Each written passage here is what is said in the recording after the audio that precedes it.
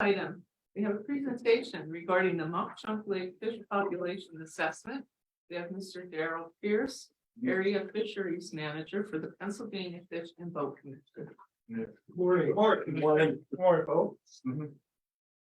So that's the Area 5 regional manager. So I'm responsible for the upper Pennsylvania from the Lehigh River up, all lakes, stream, and the Delaware River as well. I was just asked to give a brief update on the status, how Mock Chunk's looking. And in short, it's fantastic. I'm really pleased. We went out this past spring, did a survey of the fish and added it to the time series that we have. And the fish population was really impressive. I'm really pleased, particularly with the yellow perch, and the bass are doing well. We have this quick PowerPoint to go through. If we can go to the next slide, please.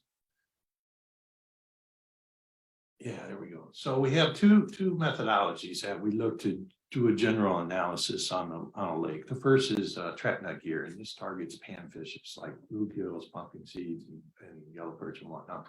And then it also targets walleye.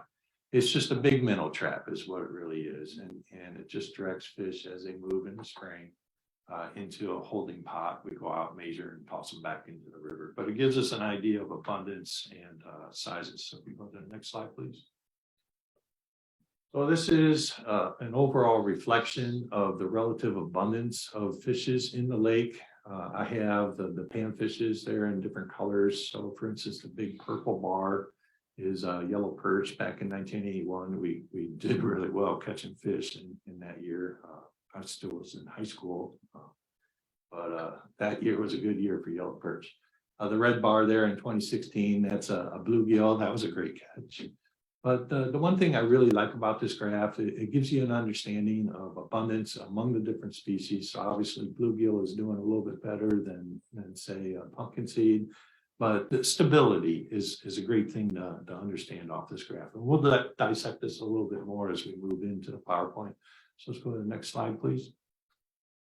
So this is black crappie. So in the upper left corner, you see the blue bars, and through the years, there's some variation there. And that's just Mother Nature saying, hey, recruitment or the growth of the juveniles into the adult sizes is going to dictate a little bit on the abundance, right? This is a great year, we're going to have a lot of crappie, or this is a bad year, we're going to lose a lot of juveniles. But what I like about that upper blue bar graph is it's very consistent. Yeah, it'll go up and down, but for the most part through the years, we're doing well. And even more importantly, in the lower right, the squiggly lines, we're seeing the 9-inch black crappie are very consistent among the years. And that's something as a fisheries manager I like to see. So I can tell somebody to come to Mock Chunk and be comfortable that an average experienced angler is going to have a pretty decent black crappie experience. And you're going to catch something around 9 inches. Now, of course, there's the dinner plates up there, the 13 to 15 size that are available, but you're going to have to know what you're doing to get to that kind of size to be able to catch. And then the regulations, we're under Commonwealth Inland Waters. It's a combined species, 50 for a daily peg limit, no minimum size. Let's move on to the next slide. So this is bluegill. These are the red bars. So 2016, we did well. And it's a little bit more variable in this. And who knows what happened in 1981 that it was such a low abundance there. But in recent years, between 2019 and 2022, we're still seeing that consistency among years. And again, if we look at the squiggly lines in the lower left, 2022 is in that light blue. And it's very consistent among the years, which makes me pleased. We're seeing about an 8-inch, 9-inch bluegill, 7-inch bluegill being very consistent among the years. And again, we could tell anglers that you're going to have a nice bluegill experience when you fish Mock Chunk Lake. The other thing that's really fun is in 1981 or in the other years, we see that young are available in the lake and they are growing to size to provide that consistency at the larger size fish that people generally look for or target. Let's go to the next slide. So this is trap net catches for pumpkin seed. They're not as prevalent or as abundant in the lake as say bluegill or black crappie, but they are there. And again, it's the same story. They're very consistent. And on sizes down the lower left, again, we're seeing a nice size distribution right around the 9 8-9 inches, which is a great size for a pumpkin seed or a bluegill. A little bit smaller for black crappie. I like seeing black crappie a little bit bigger than that, but again, consistency. The lake is producing consistent size and abundance of fish, which is what I really like seeing in the lake. Let's move on. So walleye. Walleye is a highly desirable fish for anglers in Pennsylvania. For years, we've stocked Mauch-Chunk Lake. In 2012, we terminated stocking for walleye. In the upper left is their abundance in the yellow or gold bars. Even our best year ever in 1981, the red bars that are horizontal there, those are our target goals for saying stocking is effective to produce a fishery. Even in our best year, we didn't achieve that. And then in recent years, 2016, since the 2012 cessation, walleye are still in the lake. And obviously they're not going to make that goal because we stopped stocking. But they're persisting for now. And I would expect over the years as we move forward, we're just going to age that population out of the lake. We're not going to come back and stock walleye. They just don't work. Even in when we're stocking millions of fry in the 80s, we still didn't achieve that goal. And it's really about water quality at this rate. So Mauch-Chunk Lake is a very typical Pocono lake. It has a high tannic water acidity. And you can see that by the coloration. It's a light brown color. It's an oligotrophic lake. It doesn't have much production. So I'm meaning zooplankton or phytoplankton to support forage for walleye to eat. They're a very demanding fish. They come from the Ohio Basin where all of that's available to them. And then what we did back in the 80s or the 70s is we're trying to introduce Ohio Basin fish into the Delaware Basin fish, and it's just not working. So that's just fact. And so the walleye that are in the lake right now, in the lower left on the squiggly lines, we see that vertical red bar. That's at the legal limit for walleye at 15 inches. If you're going to catch a walleye, I certainly encourage you to harvest it and enjoy the meal because they're all legal size. And eventually they'll just disappear from the lake. Next slide, please. So this is yellow perch, and this is interesting. Remember in the blue bars up there in the upper right, 1981, we had a really bunker year for yellow perch. And what's exciting about that is it's in the squiggly lines, yellow perch in 1981 is in the blue, and we see a lot of 3-inch and 5-inch or 6-inch fish. And that's highly encouraging to a fisheries manager because that's juveniles moving into the adult size. So when we caught those yellow perch in 81, it was the little tiny things. And so that we love that. I mean, people like seeing big fish and talking about catching all the big fish they get, but I'm all excited about the little things. And that's prevalent through all these graphs. We see a lot of recruitment to provide that stability of those populations through the years. And that's the best thing I could ever see in a lake. Now, since we had that big catch in 1981, that tends to downplay on the graph in 2019 and 2022. But flat out, I'm really excited. I think the best key feature that Mauch-Chunk provides to anglers for the county is the yellow perch. It's phenomenal. Look at the size range for 2022 in that light blue bar, 11, 12, 13-inch yellow perch. Those are trophies. That is a meal and a half right there. And that's something to be very proud of. I mean, that lake is producing quality yellow perch. And that I can't say enough about that. That's just, I think if you're going to sell the lake, that species right there will sell the lake for you. Let's move on. So the other gear type that we use to assess a lake population is night boat electrofishing. We do it at night because we have better catchability. So bass or walleye, which is what we're targeting when we go out with this gear type versus panfish, they come into the shallows to feed. So we have an easier time to catch them. So I kind of stacked the deck a little in that regard. But this uses electrofishing and it induces immobilization into them. They come up to the surface. We net them, measure them, toss them back. Let's move on. So again, this is just an overview slide of relative abundance. I put this in here just so we can see, how one fish stacks up to the other. And again, we'll dissect this graph as we move forward. But the blue bars is yellow perch. And again, it's the same story. It's consistency. Although in 2001, we had a great year. And then smallmouth bass in red bars there, certainly 1992, for whatever reason, we came up with a lot of smallmouth bass. But in the later years, in 2022, 2019, 2016, again, some variability, but I love the consistency there. Let's move to the next slide and look at it in a little more detail. So the blue bars, that's largemouth bass, and Mauch Chunk right now is under the Big Bass program. And so what that regulation is trying to offer anglers the experience to come out and catch trophy sized bass. That's the intent of it. We're not quite meeting that. While we have a consistent population coming through here, in all those years that we've surveyed, only around 1.2 to just over 5% of our catch in our night blood electrofishing was only big bass, 15 inches or better, which is the vertical bar in the squiggly line graph. I'm not happy with that. It's a little concerning, but what I am happy with and what I truly love about the largemouth bass in this lake is look at the sizes. And so in 2022, we're right at the 12-inch, 13-inch bass. And large bass, to a lot of anglers, it's an individual preference. Some folk are very satisfied with a 12-inch bass. Other folk, since it's under the big bass regs, are looking for that large bass. But the consistency of a 12 or 13-inch bass, largemouth bass coming out of Mauch Chunk, that's, again, something to be really proud of. I like how that's happening because the lake has incredible use on it. I mean, there's a lot of people fishing that lake. And to be able to, through the years, keep all these fish populations coming through is fantastic. But I am concerned that we're not getting as many as I was hoping to above the 15-inch. So let's go to the next slide. And I'll address this a little bit more once we get to the stocking section. Next slide, please. Smallmouth bass, there we go.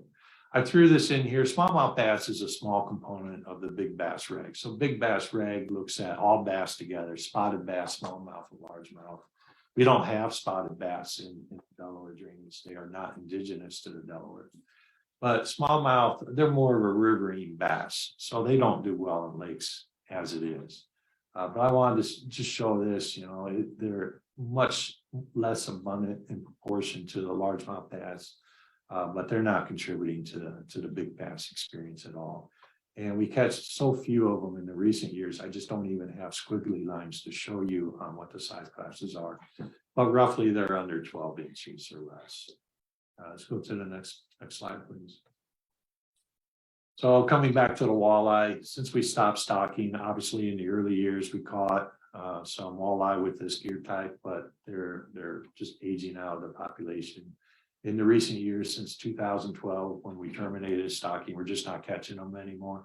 So I don't even have sizes to show you from this gear type, but based on the trap that catches, again, if an angler is here, he catches a walleye and he wants it, it's legal at this point. I'd be more than happy to hear walleye stories that they harvested that fish. Let's move on to the next slide. Okay, stocking. So I'm going to change gears a little bit, and this is going to be my thoughts on how we can address some of the big bass regs relative to the largemouth bass population. So let's move on.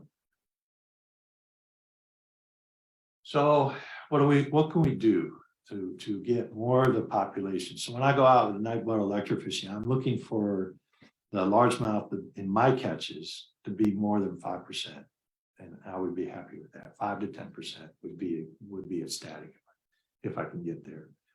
In Mauch Chunk, the habitat for bass is incredible. I mean, it's probably one of the best lakes I've seen for bass habitat in the Northeast. I mean, the South Bank is beautiful with all the rock and boulder that's in there. There's plenty of places to hold and rear and grow a large bass. On the other shore, it's nice, shallow nesting areas and spawning areas. So I don't think habitat's a limiting influence on the bass population. The other thing I don't know is angler use. But in all those squiggly lines showing the link frequencies, there's absolutely no indication on any fish, whether it's bluegill, pumpkin seed, or bass, it would be by poaching, but there's no indication of cropping. So it doesn't seem to be that anglers are a limiting influence on the population. Right, so we're seeing consistent abundance and we're seeing consistent size distributions. Even though I don't know what the angler use in harvest is, I just don't think it's that much of an influence on the populations. So the third bullet, I think what we need to step or think about in moving forward is competition, and it's all about food. So we have a lake, we have a lot of bass in it, and they're doing well. But the question is, what are they eating and what's available? So Mauch-Chunk is a low productivity water, which means we have low zooplankton or phytoplankton, low microscopic animals. Golden shiners feed on those zooplankton and phytoplankton, and then in turn, the bass would feed on the golden shiners. Now, at this point, I believe the bass are certainly feeding on the bluegill, pumpkin seeds, and anything else that they can fit in their mouth, whether it's frogs, insects, and whatnot.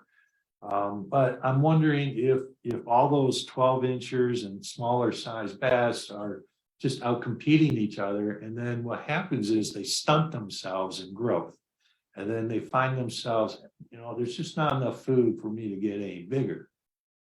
And so what I'd like to try and do, and I talked to the park commission this morning, what I'd like to try and do is start stocking golden shiners. These are forage fish that are common in Northeast Pennsylvania. They know they're indigenous to this basin. They know how to feed in low liquid trophic waters with low productivity.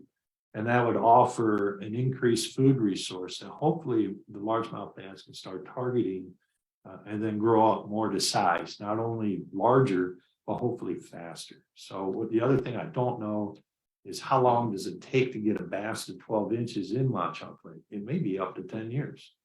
All right, but if I get more resource in there for them to eat, maybe I can shave some of that off and then they can blossom up and grow to size a lot faster.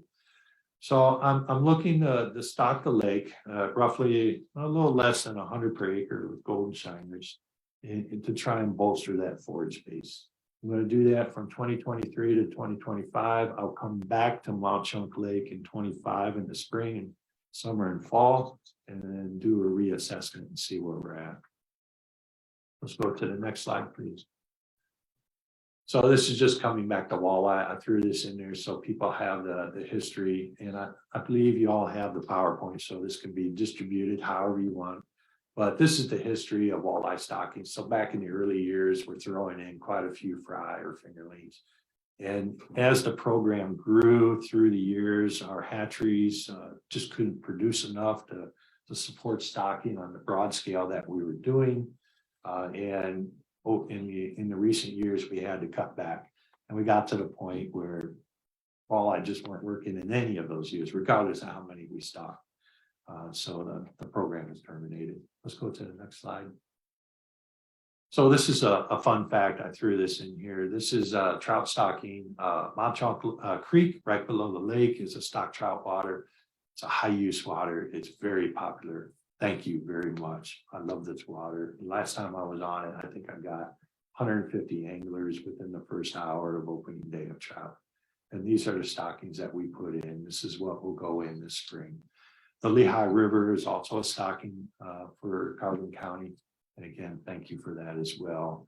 I counted that this spring. I think off the top of my head, I forgot to put it in this PowerPoint, but up at Glen and Oco, I got around 40 anglers around 10 o'clock in the morning, and roughly, I think it was 30 down here off the parking lot in town, which is incredible. It's been growing through the years. People are starting to like a large river as a stock trout water to get a different experience.